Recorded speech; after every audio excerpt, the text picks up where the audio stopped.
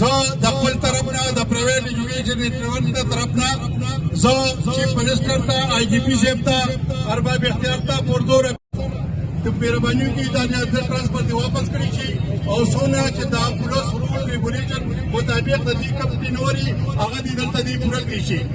مرګرو خو د خپل کوم فایدهمنه خبرې اب ان شاء الله برملا کوو داسې ده کنه شپږ اوه میاشتې وړاندې د 400 صورتحال ډېر زیات خراب و بل چاله ده چې یو خوا پکې خانیزم دی بل خوا پکې سیاسي اثر رسوخ دی بل خوا پکې جرایم دا ورور جرایم دا په 400 کې موجود دا یو مرد میدان راغی په دې وخت کې رهنما میا مبارک شاه باچا ته دعوت ورکړم چې غیرا شو دې موقع مناسبت سره خبرې وکړي